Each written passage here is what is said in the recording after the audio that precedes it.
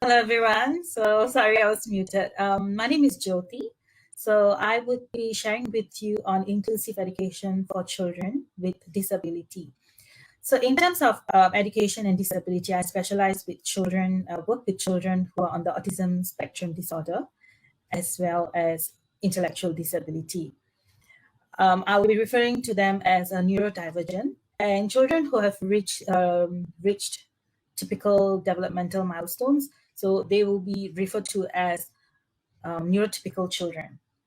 Next slide, please. My quick background is, like I said, I'm a special education teacher. I'm a registered behavior technician. I'm also practicing it as well in behavior therapy. Next slide. I'll just jump direct into what is the importance of inclusive education. So inclusive education is bringing special needs children and neurotypical children together, giving them learning opportunities and experiences to work together and learn together. It develops and allows children to develop a sense of belonging and respect each other. This also incorporates a social learning and being able to accept a diverse range of people in the society. When we start from young, it becomes a natural environment for them to be in. Next slide, please. So in terms of school, a lot of parents have been asking, what do we do in school? What do we teach? Where do we start? So a typical curriculum contains fine motor skills, gross motor, all the skills that's listed there. Adaptive, how do they eat, cleaning themselves, using the toilet, dressing, undressing, what do they learn? Like, what do I teach them? Where do I start? So that's under cognitive. Social and emotional skills. They fall under as a social communication, emotional skills. They learn it together. And I'll just run through with how it can be done at home and in school. What are the skills teachers can use in school, the strategies, and etc. Next slide, please. So play is a big aspect of learning. It not only builds receptive language. So receptive language is when we play with children, we use our voice to talk. We talk with them. We go, this is a red car, and they learned, oh, this is a car and it's red. So this is a car. This is a red car. So it's building up the language, and they need language to then reciprocate and have this expressive language of going, this is a red car. So they're going car, red car. As well as play builds trust between parents and teachers.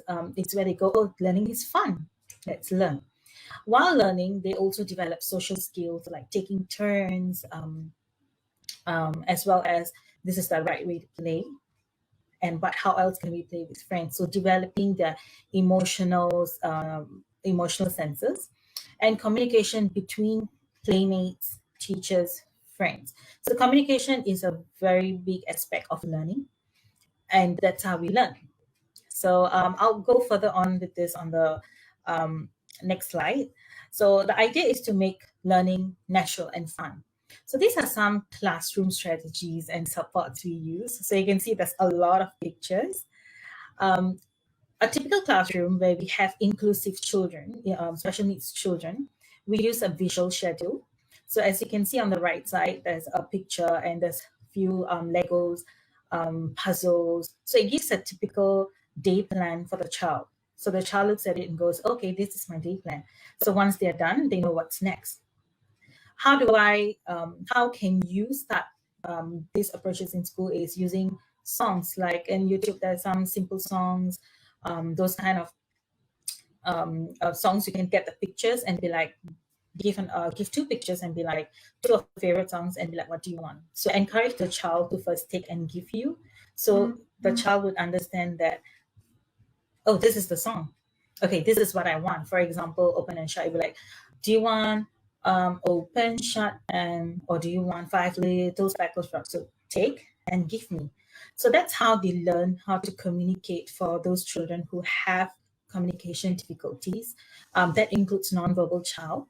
So once you have done that, they know this is how I pass the picture. So when I give a picture, I get what I want. So it's also a way to get children to express their wants. What we want to encourage is these children having a means to communicate with people around them, making them giving them the support to be more independent. So using that, then the child is then taught by, okay, if you give me, you want water, there's always a set of pictures in the classroom near to them, but they can give me, oh, okay, so I give the drink and the teacher lets me get a drink. I need the toilet, I can pass them the toilet picture. So this is called a picture exchange system. It's a simplified one. There is a big, there is a cost that parents can access. And the idea of it is, like I said, to support communication. Another thing that I would like to state is that for visual schedules, it's nice when you rotate. So you rotate the schedule so that the children are able to generalize, they're able to cope. There will be some days where they have meltdown. When you switch the activity, they're going, no, that's not what I want to do. So it's more of a give and take. So just switch one activity. So instead of coming to school, we're going to play with Lego. Let's change to puzzles. Likewise, this schedule, this is not a typical schedule. There's a lot of pictures. What I would encourage is using pictures that are not clip arts, real pictures. That would also encourage them to have, oh, this is the real thing. It reduces the need for them to think, what is this? So when they see a real picture, oh, that's what I'm seeing in my life. So this is my water bottle, and that's the picture of my water bottle, not a clip art of a different bottle. So that's something that I would recommend. Next slide, please. Yes, so this is a plastic board. So this is my best friend in classroom. So I have a Velcro stickers everywhere. So it's my staple. This board has a long Velcro, and the other one has a, what do you call, a round dot Velcro. As I go through the slides, you would see how I incorporate this in the classroom. The idea is having a board that's stable, where the child can pick and give me. Because at times when you put it on the table, children do tend to push it to the floor, and then you're going to be spending time picking up. So this gives a stable board where a child also has support to hold and take. Next slide, please. Yes, one system or two systems that can be used in classroom or at home is called a timer or token system. So I will elaborate on timer system. Token can be a bit straightforward. So timer helps child to transit between two tasks.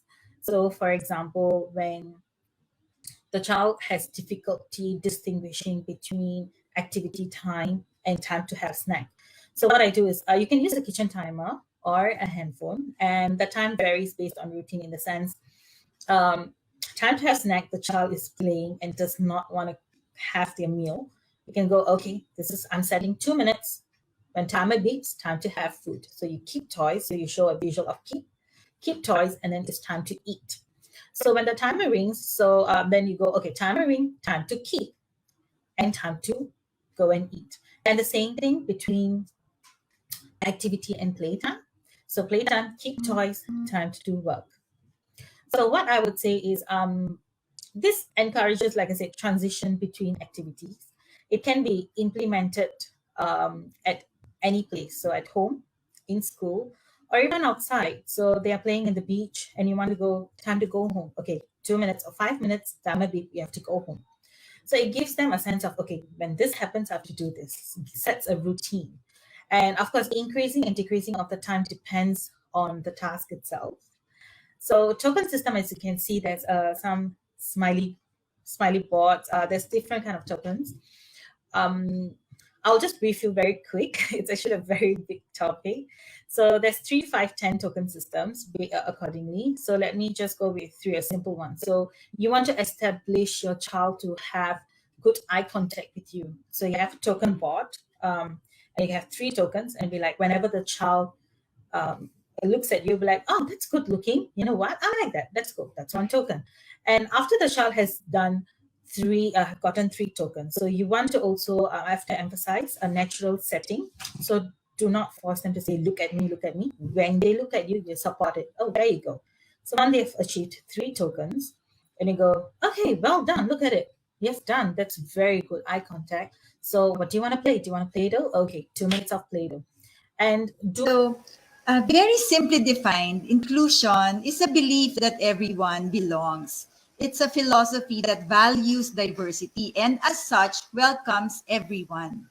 So, in education in particular, inclusion is the belief that all children should learn and participate together with their peers in general education classrooms amidst a culture of absolute acceptance and celebration of diversity for the benefit of all. Wow, that's really a mouthful. No? So maybe in just like in the true spirit of inclusion and individualization, let us break down the definition and simplify it. So why all children? Because education is every child's right. And simply because it's the right thing to do.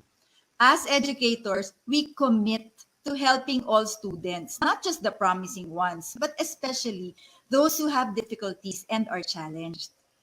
Why together with their peers? Because being with peers affords a multitude of opportunities to learn age appropriate and developmentally appropriate physical skills, cognitive skills, language skills, behavior, social skills, such as emotion regulation, conflict resolution, real life skills that will be useful and crucial in adulthood. And then, why general education classrooms? Because these are the natural settings and contexts where all these learning opportunities and interactions take place.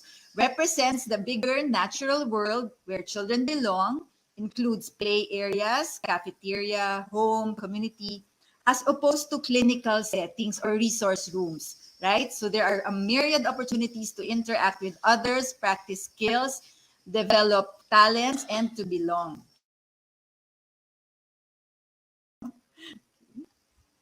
Okay. Why culture of absolute acceptance? So we need to have a supportive and nurturing community of individuals who share a sense of respect, belonging, and understanding. So it should be a comfortable, accepting, safe, supportive space, regardless of physical setting. It is the inclusive culture and this particular therapeutic climate that are critical. Celebration of diversity. So everyone has something to contribute. So everyone has strengths to share. Right? And for the benefit of all, because when education is truly inclusive, it can actually benefit all learners, not only the challenged learners. The aim of inclusive education is to ensure that all students are treated fairly and get equal opportunities. So there is a fundamental commitment to support and address the individual needs of each child. Now, what are the benefits of inclusion? No? So why should we do it? Of course, for students with special needs, we don't. Everyone knows that it's more beneficial. It offers a sense of belongingness. That's very, very important to them. Belonging to a class, to a school, to a community. It gives them equal access to learning opportunities available for regular students. It provides a welcoming and accommodating environment where they can learn and develop.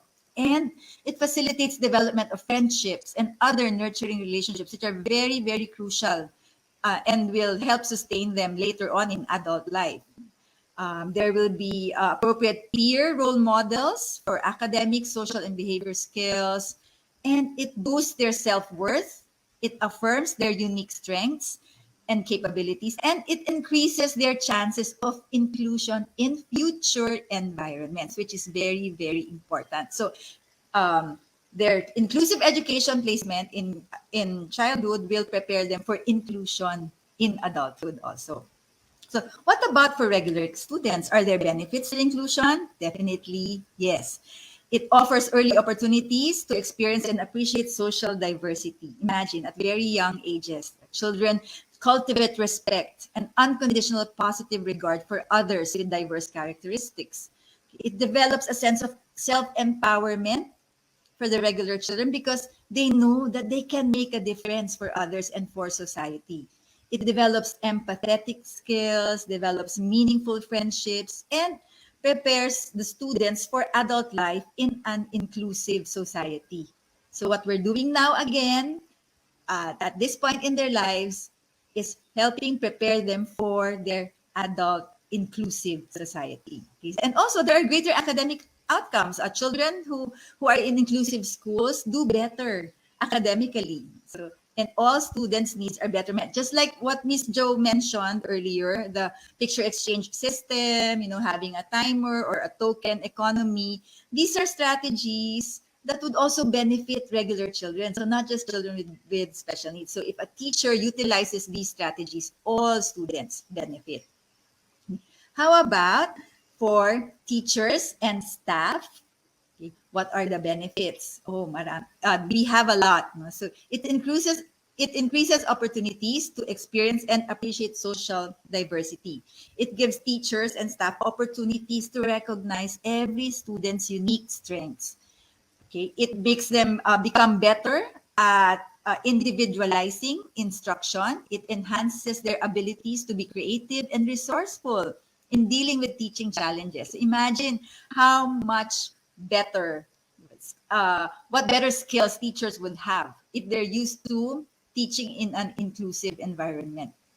It enhances accountability skills. It combats monotony. Definitely, you will not be bored. It strengthens collaborative skills because you, as a teacher in an inclusive setting, you have to work together with other teachers, with other specialists, and with the families also. So it definitely makes you a better teacher. What about benefits of inclusion for families? I have encountered many parents for the first time who have come to me very, very disappointed, very, very saddened because they've been turned away so many times by other schools. Other schools would say that they're not equipped, they're not trained to handle children with special needs. They don't know what to do, or plain, they just don't accept children with special needs. So imagine if there is a school that would accept these families and would welcome them. So these families would feel valued for who they are. They would feel that their specific needs are being met and that they matter. So so at the same time, it also increases parent participation and accountability because the parents and the other family members, even grandparents and nannies, siblings, they feel that they are active participants in the intervention program and that they are part of the solution, which is very important. We are empowering them.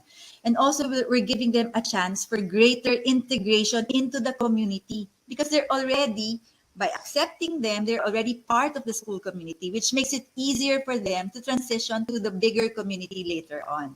So they also have access to a support system that the school can give them. Okay. What about the community? Okay. The benefits of inclusion for the community is that it promotes the civil rights of all individuals. So social values of equality, respect are promoted, thereby lessening the impact of harassment and bullying. Okay. So these are decreased.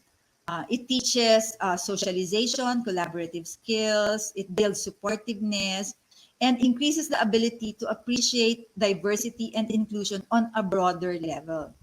It increases members' civic participation, employment, and enriches community life. Okay.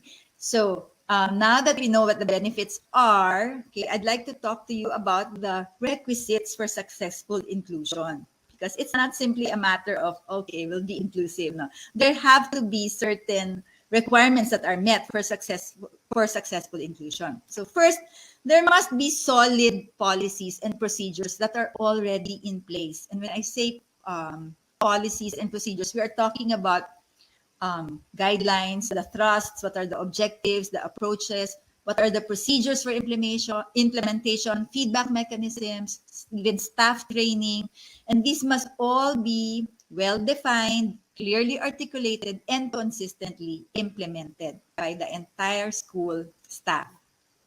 Also, there must be a continuum of supports and services needed by the students and their families. These should be available already, existing already. So aside from classroom learning, services offered may range from occupational therapy, speech and language therapy, counseling, social skills training, parent support groups, provision of learning support for the students, such as shadow teaching. Because without the provision of these supports and services, teachers would have a very difficult time achieving their intervention goals.